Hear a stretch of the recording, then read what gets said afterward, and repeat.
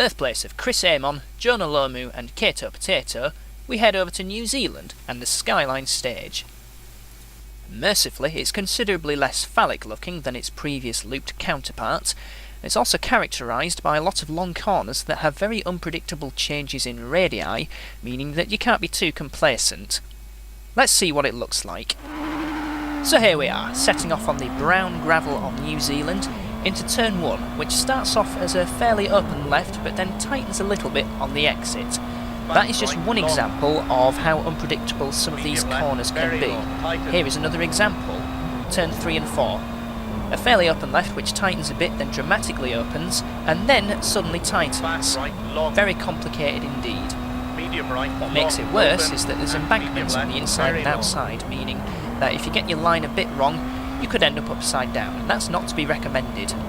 Just going through turn 7, which was a fairly open medium left.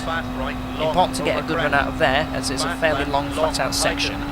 Turn 9 is a fast left, and turn 10 is an equally fast left with some elevation change, and it tightens a little bit for 11, but it's still fundamentally a very fast corner. Final few corners now. There's a hairpin right, which is fairly long and fairly medium. Here's another medium, it's a left, less long than the hairpin that preceded it. Penultimate corner is an important one. If you cut too much of the inside, you can end up upside down. The run to the line, like a state of matter, that was solid. So that run culminated in a 1 minute 14.63. The record's a 1 minute 13.58, so despite the solidness of that run, I still managed to be a second off. Let's try and work out how.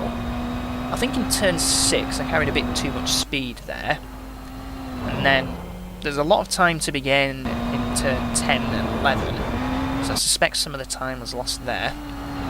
Maybe the lines could have been improved in the final section as well. This is turn 6. Yeah, I do run a bit wide, but wouldn't have thought it mattered. Turn 7 is a bit more open.